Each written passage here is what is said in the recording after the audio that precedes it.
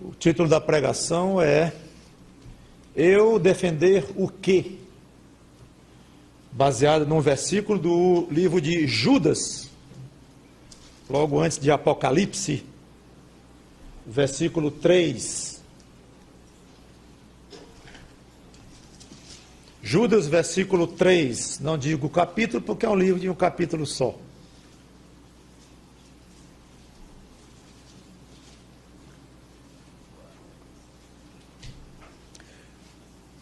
Judas, versículo 3 diz: Amados, quando empregava toda a diligência em escrever-vos acerca da nossa comum salvação, foi que me senti obrigado a corresponder-me convosco, exortando-vos a batalhardes diligentemente pela fé, que uma vez por todas foi entregue aos santos. Pois certos indivíduos se introduziram com dissimulação, os quais desde muito foram antecipadamente pronunciados para esta condenação. Homens ímpios, que transformaram em libertinagem a graça de nosso Deus e negam o nosso único soberano e Senhor, Jesus Cristo. Vamos orar.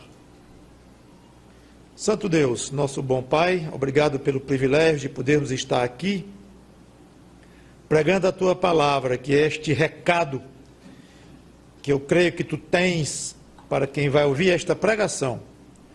Este recado seja colocado no coração pelo Teu Espírito Santo. Será pela minha palavra, que vai alcançar os ouvidos das pessoas, mas eu não consigo alcançar coração de ninguém, porque esse é um trabalho específico do Teu Espírito. Porque assim seja, Senhor, de acordo com cada necessidade. Em nome de Cristo, pedimos que Ele seja honrado em tudo aqui. Amém. Eu tenho pregado sobre o reino de Deus. É um assunto tão vasto que não há outra forma de pregar de uma forma setorizada, falando certos aspectos do reino de Deus ou certos tipos de compromissos nossos, certas atitudes nossas com relação ao reino de Deus. Então eu tenho tentado definir aqui o que é o reino de Deus, tenho falado da importância de nós termos zelo pelo reino de Deus, de nós honrarmos o reino de Deus, de nós amarmos os estatutos do reino de Deus, que foi a última pregação, inclusive. E hoje eu quero falar da necessidade de nós lutarmos pelo reino de Deus, focalizando num aspecto particular desta luta, porque a própria ideia de luta, ela própria é bem vasta e poderia ser abordada de vários ângulos, mas eu quero colocar um aspecto bem particular. Antes de entrar em Judas 3, quero lembrar que logo após a conversão, todo crente deve se conscientizar de que passou a ser um guerreiro. Vamos a Efésios 6, versículos 11 a 18, trecho um pouquinho extenso, e que eu não vou desenvolver, apenas estou trazendo à tona para mostrar o quão fortemente Deus nos informa pela palavra dele, que nós nos tornamos guerreiros. Efésios 6, de 11 a 18, nós lemos assim: revesti-vos de toda a armadura de Deus. A conversa aqui é militar. De toda a armadura de Deus, para poderes ficar firmes contra as ciladas do diabo. Porque a nossa luta, olha a ideia aqui de luta, de guerra, não é contra o sangue e a carne, e sim contra os principados e potestades, contra os dominadores deste mundo tenebroso, contra as forças espirituais do mal nas regiões celestes. Portanto, tomai toda a armadura de Deus. Ele volta ao tema da armadura, como todo soldado deve colocar sobre si para ir para uma batalha. A armadura de Deus, para que possais resistir, olha o verbo aqui, resistir, né, de luta, no dia mau, e depois de termos vencido tudo, outro termo de batalha, vencer, permanecer inabaláveis. Estais, pois, Estai, pois, firmes, cingindo-vos com a verdade. Agora ele vai descrever a armadura de Deus, com detalhes. Cingindo-vos com a verdade, vestindo-vos da couraça da justiça. Calçai os pés, a ideia da bota, com a preparação do evangelho da paz, embraçando sempre o escudo da fé, com o qual podereis apagar todos os dados inflamados do maligno. Tomai também o capacete da salvação e a espada do Espírito. Ele descreve visivelmente as armas de uma armadura. Capacete da salvação e a espada do Espírito, que é a palavra de Deus, com toda oração e súplica, orando em todo o tempo no Espírito, e para isto, vigiando com toda a perseverança e súplica por todos os santos. E também por mim, para que me seja dada no abrir da minha boca a palavra, para com intrepidez fazer conhecido o mistério do Evangelho. A passagem então continua. Este trecho, esta verdade, na maioria das vezes ela é usada para mostrar a necessidade do crente se armar contra as investidas do diabo. Ele fala inclusive aqui literalmente no diabo, e usar esta armadura para a sua defesa pessoal, defesa e ataque também. A espada, por exemplo, é uma arma de ataque, mas também de defesa, mas mais do que defesa é o ataque. A sua luta pessoal, defesa e ataque, mas de uma forma individual. Mas esse é apenas um lado da moeda, o aspecto individual da luta. Além de usar esta armadura para a sua vida, o crente, sendo um soldado, e o próprio fato de falar em armadura lembra diretamente a ideia de um soldado que pertence a um exército que vai para uma luta. Ninguém se arma de uma armadura todinha para ir para a luta sozinho, é uma ideia até esquisita. Então, realmente, a ideia que Paulo quer lançar aqui é de uma luta coletiva, de uma batalha militar. Então ele vai defender, o crente vai usar a armadura de Deus, não só para se defender pessoalmente, mas para defender o exército do reino de Deus ao qual ele pertence, desde a sua conversão. Um soldado na guerra tem como alvo principal e imediato a defesa da pátria, não a si mesmo. Do contrário, se fosse para defender especificamente ele próprio e a sua família, ele teria ficado em casa, não teria nem ido até para outro país, uma viagem do outro lado do mundo para defender o seu país que está ameaçado a milhares de quilômetros. Ele teria ficado na casa dele, armado ali, esperando algum ataque para si próprio e para a sua família, seu filho, seus filhos, sua mulher. Então, quando ele vai defender armado com o exército, ele vai defender primariamente o país. Agora, claro que o país é formado de cidadãos e que, ao defender o país, ele está indiretamente também defendendo a sociedade, como ele faz parte, a ele próprio. Mas isso lá de uma maneira mais indireta. Muitas vezes uma área de um país não está nem sob ataque, mas uma outra está, e o soldado sai de um canto, vai para o outro, para defender aquela parte do seu país. Sua casa não está nem ameaçada.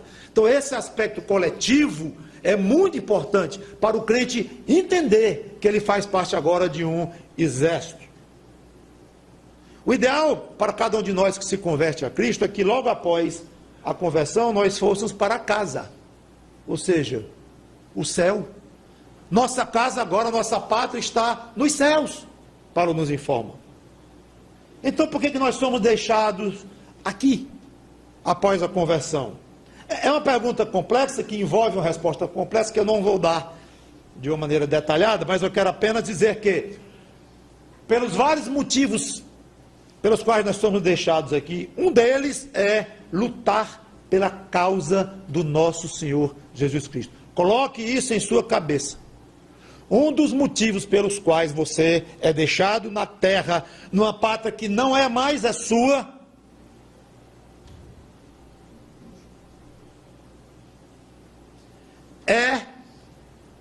um dos motivos é defender, lutar pela causa do Senhor Jesus Cristo. Então, o nosso texto aqui, de um versículo só, que é o versículo 13, eu li o 4 para apenas aumentar um pouco o contexto, mas eu quero tratar do versículo 3 de Judas, ele focaliza exatamente um aspecto dessa luta do reino, ou pelo reino de Deus. Qual é esse aspecto? Batalhar diligentemente pela fé. Voltemos a Judas 3.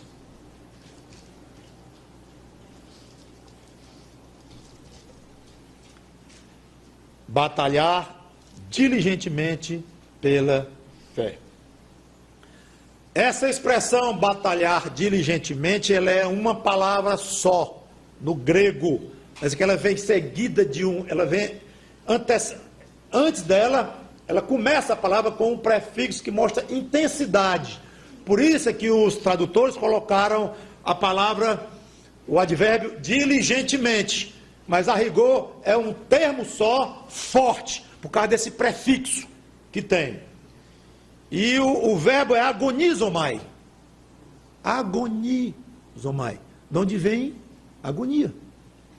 Que na realidade significa lutar. Uma luta, uma guerra, uma palavra muito moderna hoje, um sufoco, um envolvimento numa situação difícil. Aí, como isso traz certas dificuldades, sofrimentos, angústias e tal, aí surgiu a conotação da agonia, a verdadeira agonia. Mas o verbo é esse aí, intensificado pelo prefixo epi. Batalhar diligentemente, fortemente, se agoniar pela fé. É extremamente importante, eu vou dedicar um tempinho agora para mostrar que esta fé aqui não é a sua fé individual, a sua crença no Senhor Jesus Cristo, a sua crença que pertence somente a você, que está aí dentro do seu coração, dentro da sua mente, dentro da sua alma. Não é esta fé que o texto se refere. Pastor, que fé é essa? Eu pensei que só existisse esta fé no mundo. Pela graça sois salvos mediante a fé. Isso não vem de vós, é dom de Deus. Não vem de vós para que ninguém se glorie. Quer dizer que tem outra fé? Tem. Na Bíblia tem outra fé, mas não se preocupe, porque não é nenhuma novidade doutrinária e nem uma coisa esquisita que eu vou dizer aqui. É simplesmente, no sentido objetivo, o conjunto de doutrinas em que cremos. É só isso. Então, quando manda um grupo de crentes, como Judas está mandando, batalhar diligentemente pela fé, que uma vez por todas foi entregue aos santos, está falando aqui, esta fé significa um corpo de doutrina, um corpo de ensino. Pastor, isso muda completamente a explicação, a maneira de ver esse sentido de fé, muda totalmente o texto, se nós entendemos que é a fé pessoal que você tem como convicção interna e só sua, muda mesmo. Por isso é que eu vou mostrar como é que nós chegamos a esta conclusão. A fé que salva, ela é dada individualmente, claro que em momentos diferentes. Uma fé de alguém que viveu há 200 anos e se converteu durante a sua vida, ela foi dada a ele naquela época, há 200 anos, para ele naquele momento. Você pode se levantar aí, você que é crente no Senhor Jesus Cristo, e dizer, bom, eu passei a exercer fé no momento tal. Alguns crentes não conseguem precisar com tantos detalhes o momento a partir do qual começou a exercer sua fé, mas outros conseguem sim. Não, a minha conversão, o momento em que minha alma se rendeu aos pés de Cristo, eu sei exatamente como foi no pé da minha cama, 11h30 da noite, no dia tal, que eu estava na situação tal. O outro foi viajando, o outro foi dentro do carro, que no caso foi minha situação particular, foi dentro do carro na Avenida Santos Dumont, sei até entre que rua, sei tudo. O momento em que foi me dada a fé, naquele momento, a minha fé, que não tem nada a ver com a de vocês, nesse sentido de individual, ela foi dada naquele momento, e a sua fé foi dada no outro momento. Só que aqui está falando de uma fé que foi dada aos santos, dando ideia já de coletividade e de uma vez por todas. Ou seja, parece algo objetivo que foi dado. Está ali, como um patrimônio, como alguma coisa, que foi dado num certo ponto, ou a partir de um certo ponto. A exortação, segundo ponto, é para batalharmos por algo que pertence a todos os santos. É uma propriedade coletiva. Ora, a sua fé não é propriedade minha. Nesse aspecto, eu não tenho nada a ver com a sua fé. Eu posso compartilhar dos pontos em que você crê e tal, mas a sua fé é sua, a minha fé é minha.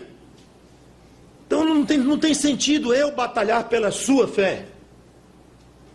Eu posso tentar lhe ajudar na sua fé. Você pode me ajudar na minha fé está fraca, me ajude, me oriente, me dê forças. Mas batalhar pela sua fé, uma coisa que é sua, e que você que tem intrinsecamente, ganha por Deus, isso não é uma luta minha. Mas esta fé aqui é uma luta de todos. Batalhar pela fé que uma vez por todas foi dada aos santos. Pessoal, tomem conta aí desta fé que eu dei para vocês, tudinho. É assim que Deus está falando. Não é a fé individual que deu para cada um. Outra coisa, o verbo entregue, batalharmos diligentemente pela fé que uma vez por todas foi o quê? Entregue aos santos. Sabe o que significa? Confiar. Rapaz, eu estou te entregando aqui esse dinheiro, eu vou viajar, toma conta dele, quando eu voltar tu me entrega. Então, tem esse sentido de uma entrega confiante. É exatamente o sentido aqui no original. A fé que lhe salvou não foi lhe confiada. Já notou isso? Não foi exatamente confiado. Olha, eu estou lhe confiando uma fé e tome conta dela, porque se você não tomar conta dela, você vai perder. Não vai. Então, a melhor maneira de se enxergar o que foi feito com esta fé, pessoal, é que ela foi dada incondicionalmente. É diferente de eu entregar confiando. Vou viajar e, dependendo da viagem, está aqui essa caneta. Calhar eu ganhei de presente mesmo.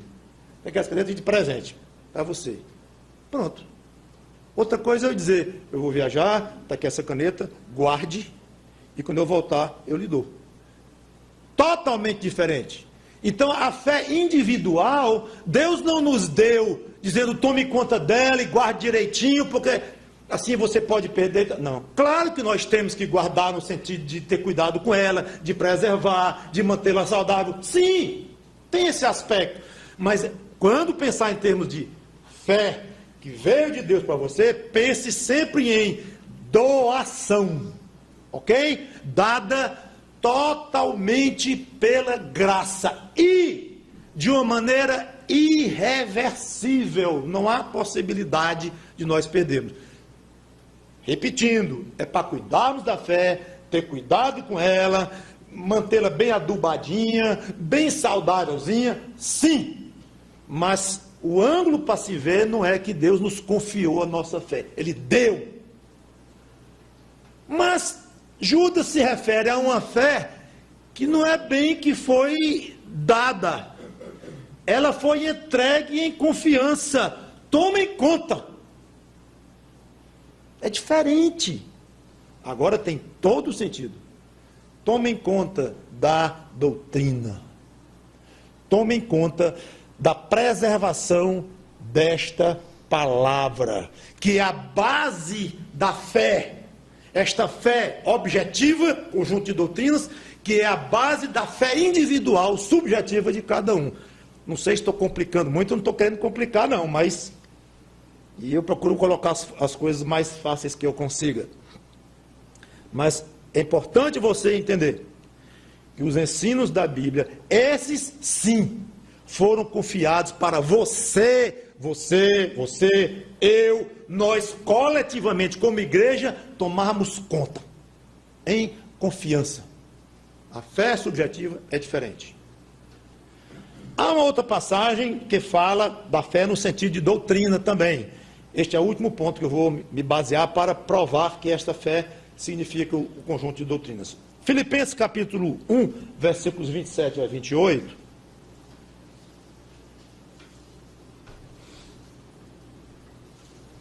Filipenses 1, 27 e 28. Diz assim: vivei acima de tudo por modo digno do evangelho de Cristo, para que, ou indo ver-vos, ou estando ausente, ouça no tocante a vós outros, Paulo preso em Roma, escrevendo para os crentes de Filipos, ouça no tocante a vós outros, que estáis firmes em um só espírito, com uma só alma, lutando juntos pela fé evangélica. Não é a fé individual de cada crente. Não teria sentido vocês aí juntos lutando pela fé do irmão fulano. Não é. É uma coisa que pertence a eles. Talvez essa passagem seja mais clara ainda para mostrar isso. Então, a ideia de uma luta contra um adversário, uma luta não física, mas espiritual, envolvendo ensino. Porque no versículo 28 diz: e que em nada estáis intimidados pelos adversários. Que adversários? Adversários espirituais. Fé evangélica, doutrina do evangelho. Doutrina. Então, uma vez colocados esses pontos que mostram que Judas aqui, lá no versículo 3, interessante que Filipenses já foi Paulo que escreveu, Judas já foi Judas que escreveu, então dois autores diferentes do Novo Testamento, falando no mesmo sentido de uma fé objetiva que pertence a todos, e uma fé pela qual se deve lutar e preservar e defender. Se eu lhe perguntasse, como crente, qual é a sua maior obrigação quanto ao evangelho? Responda ligeiro, com um verbo só. Eu acho que você diria pregar. E de por todo mundo pregar o evangelho a toda criatura. Resposta certa, mas incompleta. Resposta certa. Não posso dizer que está errada a resposta. Se dizer, eu tenho que pregar o evangelho é minha principal responsabilidade. Mas tem outra. Defender o evangelho. Não é só pregar. O pregar faz parte de uma luta que envolve ataque, envolve a defesa. Então, o pregar faz parte desta luta. Mas talvez o verbo que pudesse melhor traduzir, talvez melhor do que defender, fosse lutar por. Porque envolve a pregação, envolve a defesa, envolve o ataque. Outra passagem que fala em defesa do evangelho. O ângulo aqui é defesa, não é bem ataque. Mas eu quero dizer que há o aspecto de ataque, a parte da pregação é um sentido mais ativo nesta luta. A apresentação do evangelho. A defesa é mais apologética, mais no sentido de enfrentar erros e argumentar, mostrar. Então a pessoa está falando também, mas é uma outra maneira de abordar. A pregação pura e simples é uma apresentação do evangelho, da salvação em Jesus Cristo. A defesa doutrinária do evangelho, obviamente, já assume um sentido mais de uma argumentação contra alguma coisa falsa que foi colocada. Mas Filipenses 1,16, curiosamente o mesmo livro que nós lemos há pouco tempo, agora versículo 16, Filipenses 1,16 diz: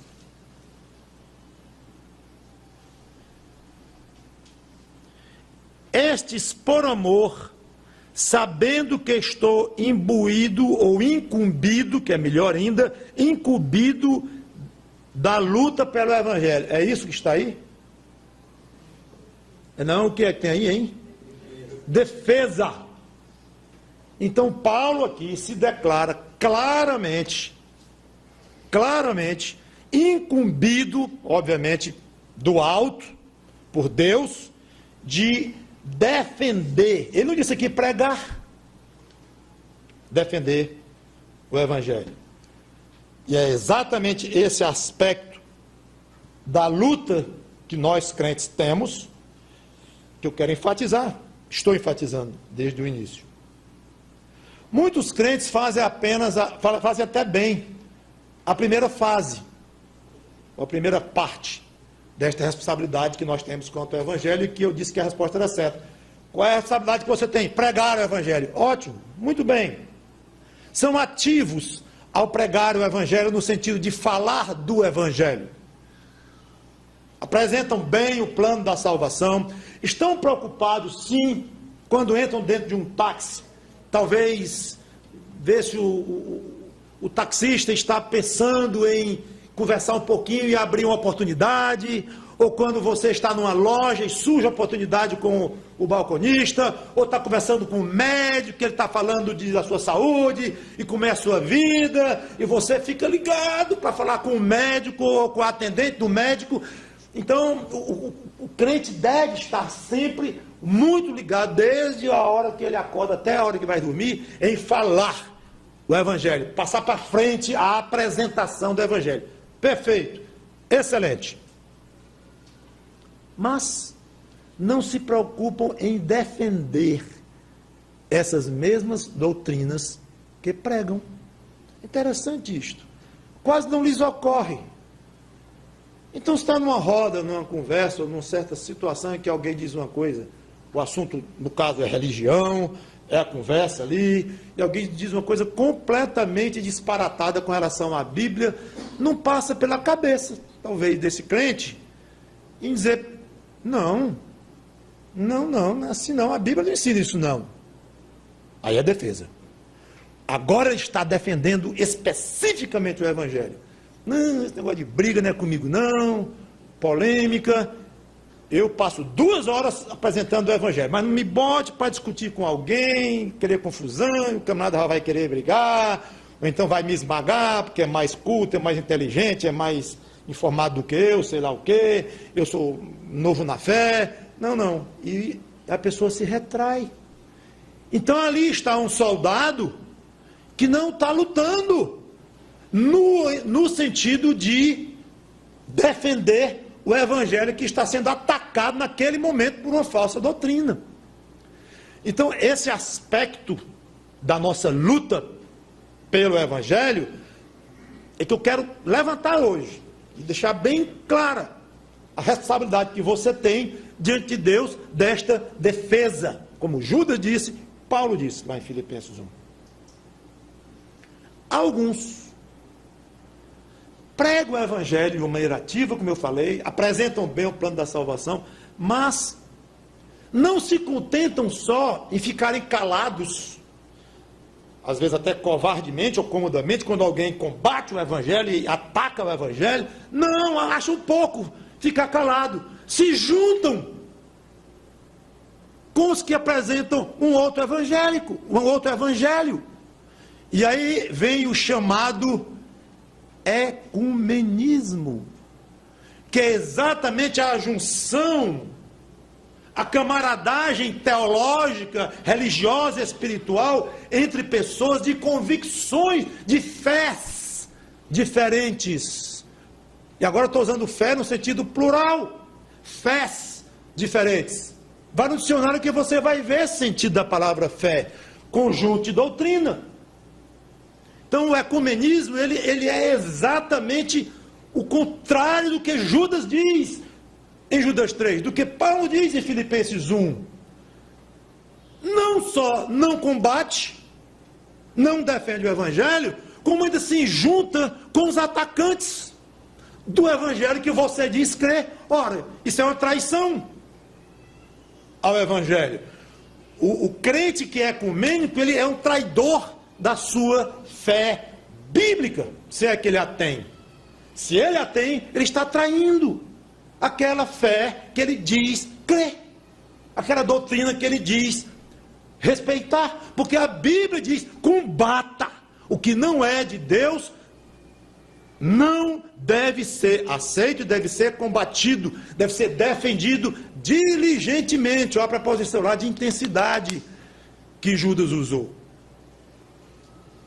Agora, essas palavras que eu estou colocando aqui são extremamente antipáticas para os dias de hoje, fora do contexto de um mundo relativista, pós-modernista, em que o que interessa é o que você pensa, respeita o que eu penso, e você respeita o que eu penso, respeita o que você pensa, e depende da maneira como você vê, a própria verdade é relativa, você tem a sua verdade, eu tenho a minha verdade, então você vem combater a minha verdade. É muita prepotência, muita petulância, e há mil argumentos, eu sei todos, daqueles que combatem uma defesa firme, militar. Quando eu digo militar, é aplicando espiritualmente, não é com espada literal na mão, nem com revólver, mas na convicção de um embate muito grave, muito sério, entre as forças de Deus e as forças do diabo.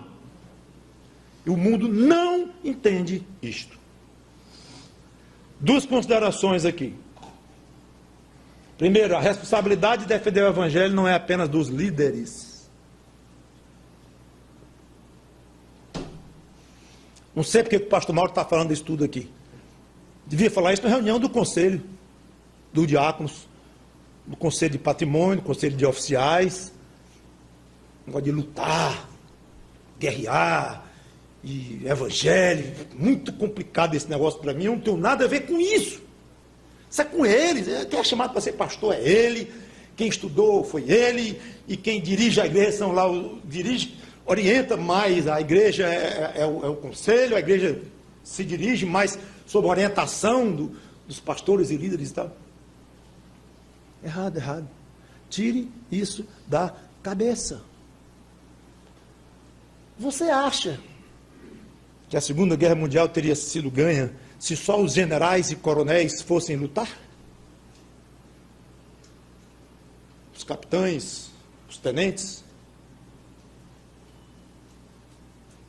A guerra foi ganha porque todos os níveis se envolveram intensamente.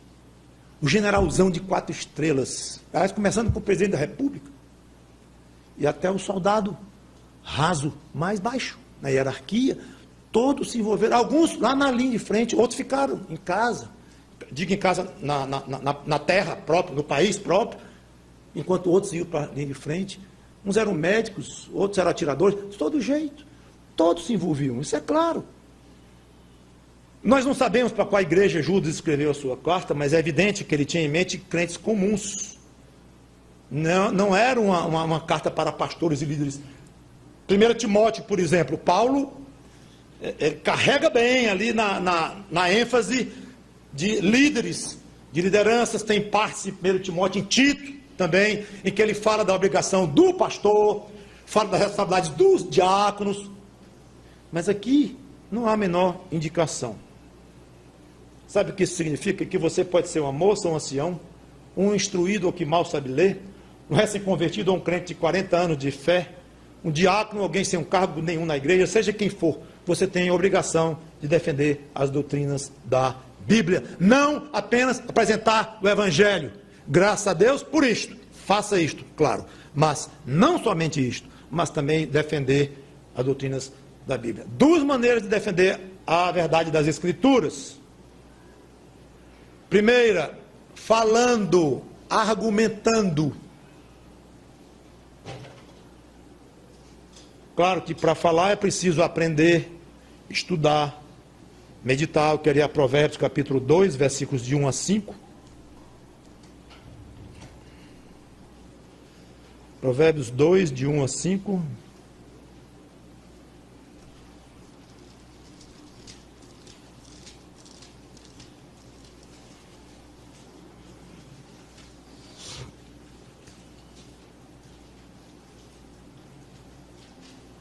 Por que eu quero ler essa passagem? Para mostrar da importância de você aprender, estudar, meditar, conhecer as coisas de Deus para você falar do Evangelho. Tanto apresentando, como argumentando, como polemizando, defendendo o Evangelho. Filho meu, se aceitares as minhas palavras e esconderes contigo os meus mandamentos, para fazeres atento à sabedoria o teu ouvido, e para inclinares o teu coração ao entendimento, e se clamares por inteligência, e por entendimento alçares a voz, se buscares a sabedoria como a prata e como a tesouros escondidos a procurares, então entenderás o temor do Senhor e acharás o conhecimento de Deus. Perfeito. Procure, busque o entendimento das coisas de Deus pelo exame, pela leitura, pelo estudo da sua palavra. Na minha opinião, todo crente deveria ter em casa um livro de teologia elementar. Tem para vender no comércio. Livro de teologia elementar. Não tem uma palavra de grego, para você não se apavorar. Tudo em português. Mas é teologia e fala doutrina de Deus, doutrina do Espírito Santo, doutrina de Cristo, doutrina da igreja, doutrina da salvação, doutrina do homem, doutrina das últimas coisas. Está lá. Toda a apresentação bem moída e acessível.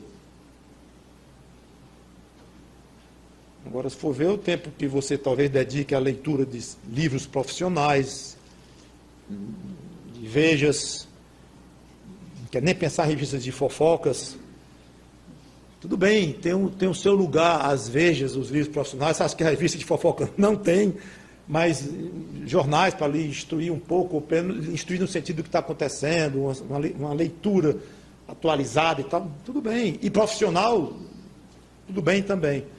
Mas por que as pessoas acham, neste mundo de hoje, que gastar dezenas de horas com livros deste tamanho, às vezes em outra língua, para a sua profissão, defender a sua tese, e não se diga ter um livrinho de teologia elementar, que vai exigir menos da sua inteligência, dos seus conhecimentos, de tudo daí que você tem, menos do que talvez o livro complicado lá da sua profissão. Agora, não, pastor, mas além da inteligência, precisa, claro, do entendimento espiritual. Claro, e você não é crente? Estou me dirigindo a crente? Você não tem isso? O Espírito Santo não habita em você, não está pronto, para não dizer desejoso de lhe ensinar? Agora, é quase inconcebível, eu acho, um crente hoje pensar em gastar 2 horas por semana lendo um livro de teologia, marcando e avançando nele, depois de 6 meses, 8 meses, 1 ano, ler o livro inteiro de teologia elementar. Estranha a ideia. Mas outros tipos de leituras, fora o tempo gasto em vendo filmes, etc., é absolutamente chocante se fizermos uma estatística do tempo que os crentes gastam expondo os olhos e a mente e a alma para coisas que vêm de lá para cá. Mas expor a mente, os olhos e a alma ao Evangelho de uma maneira um pouco mais profunda, mais séria, mais teológica mesmo, isso é coisa para pastor, é coisa para seminarista, e não é errado. Segunda maneira, além de falar, defender o Evangelho, é obedecendo, seguindo à risca, como o salmista diz em Salmo 119, 105, lâmpada para os meus pés é a tua palavra e luz para os meus caminhos, rumos de vida, atitudes, ações. Então, o versículo 105, Salmo 119, fala agora de atos, de atitudes, não é mais de falar, de pregar, mas é de fazer. Então, quando você junta o falar com o fazer, você mostra o quê? Coerência, que talvez seja a arma mais poderosa para um testemunho cristão forte.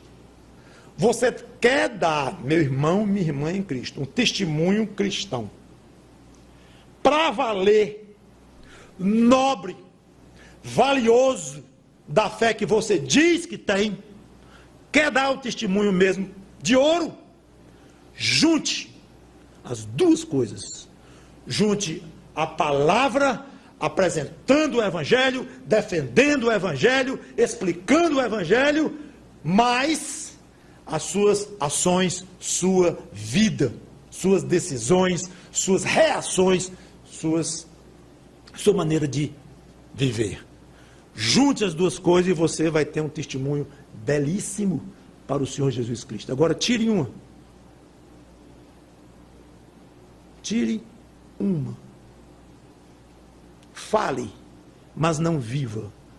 Um testemunho fraco, incoerente. E sabe o que vão chamar? Alguns? Hipócrita.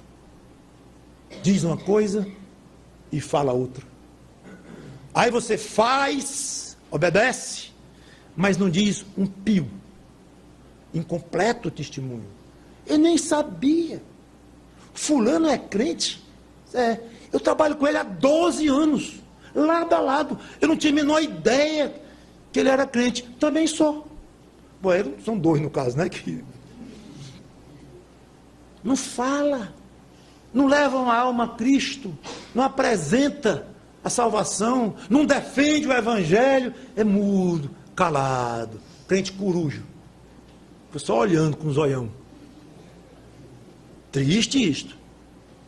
Fale, lute e viva o Evangelho. Segunda e última consideração, antes de encerrar. Ao defender o Evangelho, prepare-se para ser acusado de arrogante, dono da verdade e ter falta de amor. Já toquei rapidamente neste ponto. Da época em que não admite uma defesa intransigente de um corpo de verdades. Os bereanos ficaram famosos, tem igrejas chamadas bereana, porque eles se arriscaram a irritar Paulo. Chegou o apóstolo Paulo lá pregando em Bereia, e eles, em vez de dizer que coisa linda, que coisa boa, o que eles fizeram? Atos 17, 11. Por que eles são tão citados como exemplo, esses bereanos? Está aqui, Atos 17, 11.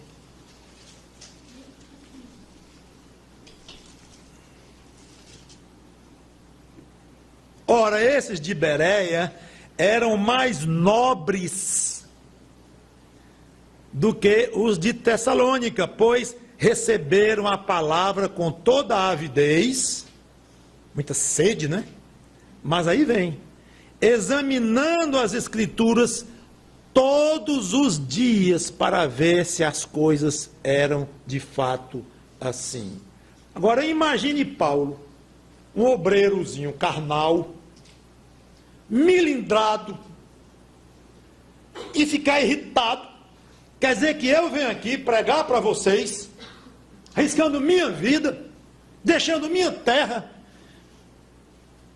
orientado diretamente por Deus. Eu vi Cristo, eu tive uma visão de Cristo. Vocês já são pouco? Aí eu venho aqui dizer o Evangelho da salvação para vocês, e vocês vêm conferir. Agora tudo bem, se tivesse visto aí a minha ficha no primeiro dia que eu cheguei aqui, mas vocês estão vendo todo dia. Eu digo uma coisa, vocês querem ver. Eu digo uma coisa, vocês querem conferir. Gente, como é isto? Então, isso podia causar uma irritação em Paulo.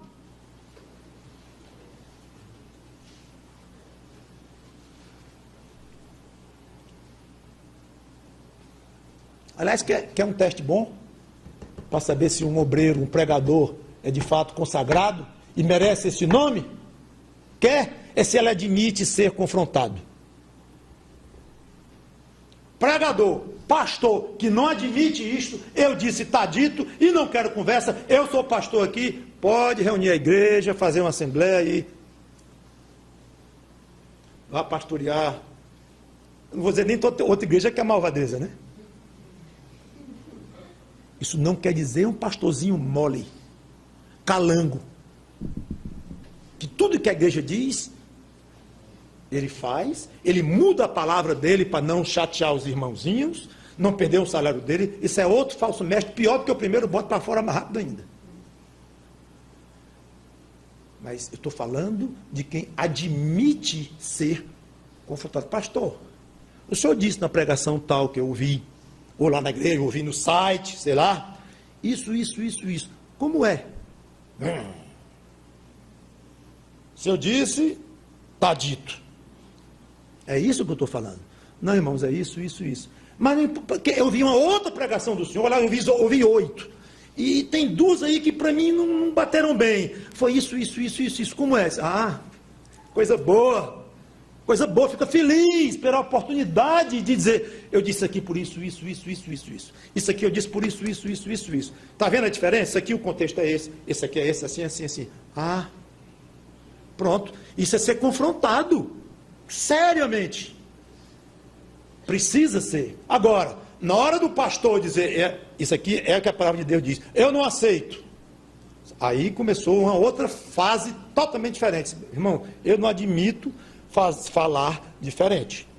E esta igreja não vai admitir entrar pelo caminho que o irmão quer seguir. O irmão quer que eu pregue uma doutrina que não é bíblica. Não vai acontecer. Eu estou com 90% da igreja do meu lado, eu já estou saindo. Totalmente diferente dele comprometer a palavra para ficar no seu pastorado, para ser agradável, ou político, ou seja lá o que for. Então, são essas coisas que definem um pastor, um obreiro, um pregador, que, de fato, só quer pregar a palavra. E admite ser confrontado. Cristo admitiu ser confrontado, gente. Não vou passar por cima da parte em que Paulo confrontou Pedro. Ele foi confrontado pelos bereanos. Mas teve uma hora que ele confrontou logo quem, gente? Pedro. Pedro, tu és pedra, e sobre essa pedra ficarei em minha igreja. Apesar de que pedra lá, eu acho que Cristo estava falando dele próprio. Mas veja a importância de Pedro dentro do contexto do início da igreja. Pedro. E Paulo, que disse que é um apóstolo nascido fora de tempo, foi perseguidor da igreja. O novatinho que entrou, denunciando na cara, e esse é o significado da expressão lá, à frente de todos, quando Pedro foi confrontado com Paulo, Paulo achou Pedro em erro, e disse na frente de todo mundo, está errado, Pedro. É muita coragem. E não se sabe, não se tem nenhuma notícia de que Pedro ficou zangado, irritado, cortou relações com Paulo, não. Pedro era meio genioso, era meio explosivo, eu não sei exatamente a reação dele, mas com certeza ele absorveu isto, como não haveria outra maneira de ser. Eu quero encerrar dizendo o seguinte, irmãos. O maior bem que alguém pode fazer ao próximo é aproximá-lo de Deus. Se você não tem Deus, não tem Cristo na sua vida, não tem um maior favor que alguém possa lhe fazer do que dizer, meu amigo, corra para os pés de Cristo, porque ali está, e somente ali está a salvação nas mãos dele. Se arrependa de seus pecados, confesse a Cristo como seu Salvador, vá até ele e viva por Cristo e para Cristo. É o maior bem que alguém pode fazer a quem não tem Deus. Mas para fazer isso, tem que amar. Antes de amar essa pessoa para a qual nós estamos fazendo o bem, tem que amar quem? O próprio Deus, o próprio Cristo. Porque se eu digo, a coisa mais importante na sua vida é correr para os pés de Cristo, é porque eu amo Cristo. Lógico, assim eu diria, não vá não. Então é óbvio, e é interessante que 1 João, capítulo 5, versículo 2, diz exatamente isto. Veja como é interessante, é um pouco misteriosa essa carta de algumas partes, essa epístola aqui de João, 1 João, porque a gente não sabe se ele está dando um motivo ou uma consequência do que passou ou do que vem. É um pouco complicado isso. Mas olha aqui, 1 João 5 e 2. Nisto conhecemos que amamos os filhos de Deus, quando amamos a Deus e praticamos os seus mandamentos. Então o amor a Deus vem antes do amor às pessoas para as quais nós pregamos o Evangelho e dizemos: corra para os pés de Cristo. Muito bem. Então, para aproximar alguém de Deus, através de Cristo, que é o maior bem que podemos fazer a alguém que não tem, não há outra forma senão uma: mostrando a verdade de Deus. Esta fé que uma vez por todas foi entregue aos santos. Meu amigo, a palavra de Deus diz isto. Vá até Cristo. Por que eu tenho que ir até Jesus Cristo? Por isto. Onde é que está escrito isso? Aqui na Bíblia. Assim. E esse Jesus é quem mesmo? É um filósofo, é um político, é um demagogo? Vem cá, olha, o que a Bíblia diz de Cristo é isso aqui. Isso. Então, quando a gente quer levar alguém aos pés de Cristo, a gente não tem outra maneira de fazer, a não ser falando dele, com base em quê? Na palavra de Deus. Porque se for na base do eu acho isso, eu acho aquilo, e homens escreveram isso, homens escreveram aquilo, não adianta. Mas a Bíblia não foi escrita por homens? Foi. Mas eu disse semana passada que foi escrito por homens que foram movidos, inspirados, levados, soprados por Deus para escrever exatamente o que Deus queria. Então a Bíblia é um livro de homens, porque foi escrita por homens, mas muito mais importante do que isto, ela é um livro de Deus. Porque os homens que a escreveram absolutamente orientados em cada palavra pelo próprio Espírito Santo de Deus. Então, deixar que o outro permaneça no erro, longe de Deus, é falta de amor. Então, deixe ser ofendido, deixe você ser mal falado, intransigência, porque o mundo não vai entender isso que eu estou dizendo, não vai concordar, vai lhe hostilizar. Não tem jeito. Jesus Cristo disse que nós seríamos perseguidos, porque perseguiram a Ele. Até disse: mas tenha um bom ânimo, eu venci o mundo. Então, espere de fato, quando naquela roda que eu falei, que você estava, que uma pessoa veio e disse algo frontalmente contra o Evangelho, fale, defenda o Evangelho. Ah, mas eu vou ser esmagado. O Espírito Santo lhe diz, se ele quiser, ele lhe diz o que deve ser dito. Ah, mas não, então se você for humilhado, foi. Se você foi mal compreendido, foi. Se você foi expulso do grupo, sai daqui, quadrado, redondo, já era dinossauro teológico, foi. Sim. Ah, você foi agredido, foi fisicamente, lhe deram um empurrão e você caiu no chão. Sim. E nada disso chega perto, em termos de peso, da glória de você ter diante de Cristo defendido o Evangelho dele, pelo qual ele morreu para nos levar à salvação. Então seja mais vigoroso como um soldado para lutar e defender o Evangelho. Por fim, nem todos os do mundo vão morrer na incredulidade. Há os eleitos de Deus, e eles vão lhe ouvir, e eles vão se converter a Cristo em algum tempo da vida deles, mas vão se converter pela pregação da palavra. Talvez aquele seu colega, aquele próprio que lhe empurrou e que você levou uma queda naquele dia, 20 anos depois, você nem sabe mais da vida dele, ele se converteu. E você nem sabe que no testemunho dele ele vai dizer: um dia lá na faculdade, lá na escola, lá no clube, sei lá onde, um dia um amigo nosso falou isso, porque o outro falou aquilo, até fiquei zangado, dei empurrão nele sem querer, até eu derrubei e tal. Pois aquilo ficou plantado na minha mente, aqui dentro, germinando, e germinou e floresceu. 20 anos depois eu me converti a Cristo. Então, o que aquela queda valeu? Nada, valeu sim, glória para Deus. Vamos defender a verdade de Deus. Vale a pena. E não só pelos resultados em si, frustrantes ou maravilhosos. Os que nós vamos ver, os resultados, os que nós não vamos ver. Mas porque nós queremos agradar ao Deus a que nós tanto amamos e queremos ser fiéis ao Senhor Jesus Cristo, aquele pelo qual nós fomos salvos e queremos de fato defender o Evangelho dele. Vamos orar. Obrigado, Senhor Deus, pela tua palavra, que teu Espírito Santo conceda os resultados na vida de cada um, individualmente, que Ele, porventura, quiser. Em nome do Senhor Jesus Cristo, autor e consumador da nossa fé, é que nós pedimos e agradecemos. Amém.